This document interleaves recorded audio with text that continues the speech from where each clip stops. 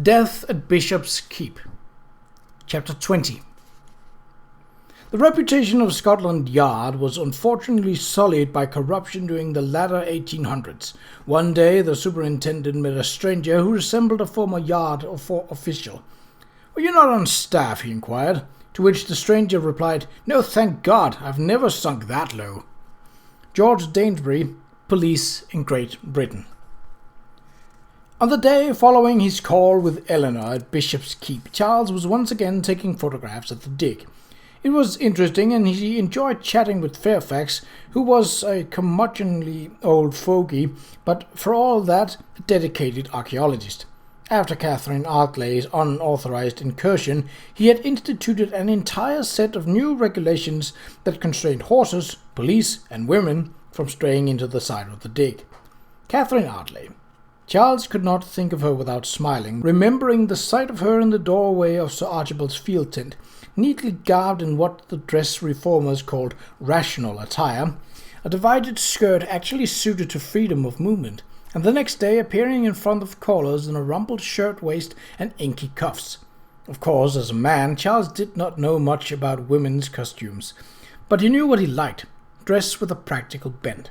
He admitted to thinking that the bustle, before it went out of fashion a few years before, was the most absurd appendage a woman might strap onto her derriere, and the corset almost as ridiculous. He had suspicion that Catherine Artley would be loath to wear either, especially if she spent so much of her time, as it seems she did, with secretarial labours. It appeared that she was a woman who resisted the dictates of fashion and made up her own mind about the way she dressed. He wondered if this unconventionality reflected on her general outlook in life, and hoped she had not been too deeply offended by Fairfax's misogynistic tirade. In addition to photographing the dig, Charles also called from time to time at the police station in the centre of town. There he began to perceive that Inspector Wainwright, while an intelligent and dedicated policeman, was handicapped by a lack of trained assistance. Battle, Trap, and two other inexperienced PC were the whole of the force in his ward, and their efforts were chiefly dedicated to patrolling the streets, dealing with rowdy soldiers from the nearby army barracks, and directing carriage traffic. As a result, any investigation was necessarily limited to accumulating basic facts from cursory examination or direct interview. Given this situation, Charles thought any criminal who found himself in Colchester Dale probably got there through his own criminal stupidity or through sheer bad luck. His suspicion was confirmed by the paucity of evidence offered at the coroner's inquest, which returned a verdict of unlawful killing by a person or persons unknown. So it was that after several unsatisfying discussions with the pessimistic Inspector Wainwright, Charles concluded that if it were left to the Colchester Constabulary, the unfortunate victim's identity would never be known, and without that, the murderer's identity would remain just as undiscovered. True, PC Trap had been sent round with the photos of the dead man to the stationmaster, the cabbies, and to all of the inns, but his circuit was to no avail. No one would admit to recognizing the dead man, and while the Colchester Exchange regaled its readers with the lurid details of the killing and pleaded for information from the public, no informants ever came forward. Sensing that Wainwright had arrived at a dead end, Charles tentatively advanced the suggestion that perhaps this was a case with the Criminal Investigation Department of the Metropolitan Police, Scotland Yard. Inspector Wainwright bridled. "The defective department," he snorted. Charles recognized the reference to an infamous Punch cartoon a few years before that had expressed the commonly held view that the CID was at bottom corrupt as well as incompetent. "At the yard in on killing 3 years ago," Wainwright added gloomily. "Didn't come up with a bloody thing. Waste of time. Won't do it unless I'm ordered to." Charles was sympathetic to the inspector's dilemma, but did not take them any further toward solving the crime. Concluding that the floundering Wainwright was not going to ask for a helping hand, he determined on his own private course of action.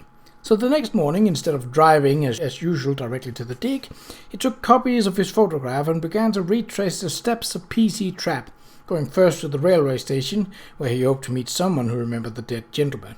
"Nope, never seen him," was the stationmaster's reply to the question Charles asked when he presented the full-face image of the deceased through the painted metal of the grilled window. "Where'd you say he come?"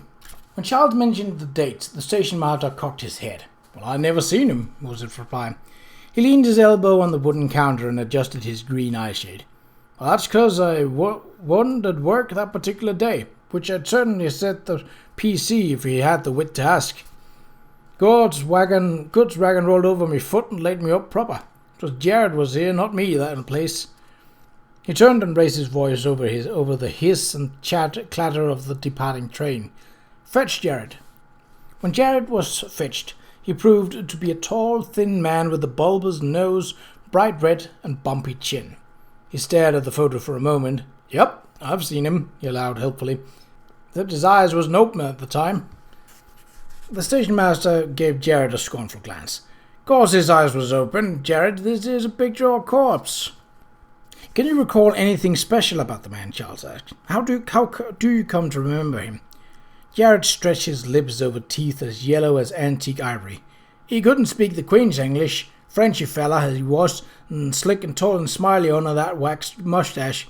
Wanted a horse to hire. Charles frowned. A cab? Jared wagged his head from side to side. Nah, a horse to hire, he repeated emphatically. And a carriage. Of course, said he'd drive himself. Said he didn't trust cabbies. He's right too, if I'm the one that what says. Half the cabbies cheat, particularly if the fare is a foreigner. Drive him 10 miles, 10 pence a mile, just to get a pup around the corner.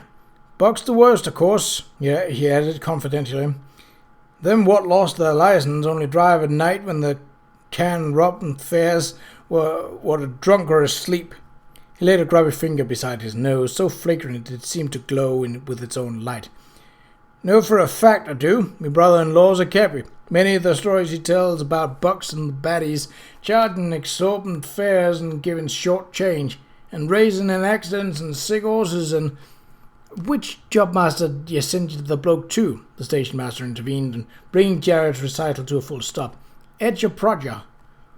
Prodger, Jared replied, looked at Charles. On North Hill. Tell him Jared sent you, he added. He'll treat you right. He's me wife's second cousin.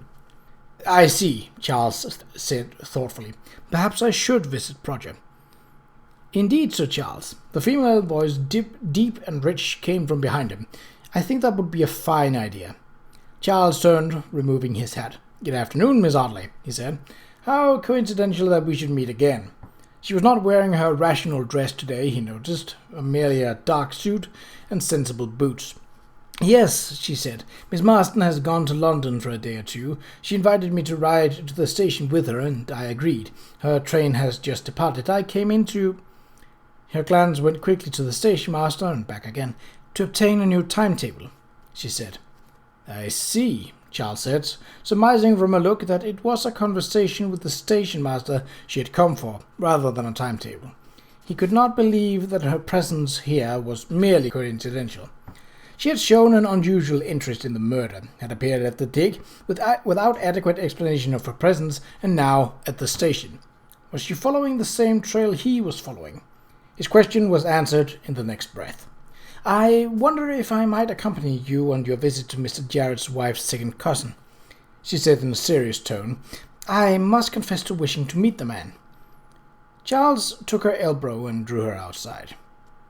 And I must confess, he said in a low voice, to some curiosity. To my recollection, Miss Audley, we've had 4 encounters, and in each of them you have evidenced a great fascination of murder. Why is this?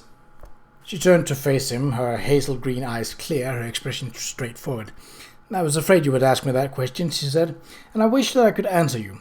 Will you accept that I cannot, Sir Charles, and be satisfied? He looked at her for a moment. She was not the kind of woman he could easily persuade to tell him what she did not wish for him to know. Perhaps it would be good to have her where he could catch her. By doing so, he might be able to deduce for himself her reason for pursuing this case with such an uncommon interest. Very well, then, he said, resigned, and turned toward the street. You may come along. I have a chaise. It is full of photographic gear, but there's room for a passenger. Thank you, she said. She stopped at the carriage stand to ask Eleanor's coachman to wait until she returned, and then climbed into the chaise beside Charles without waiting for his hand in assistance.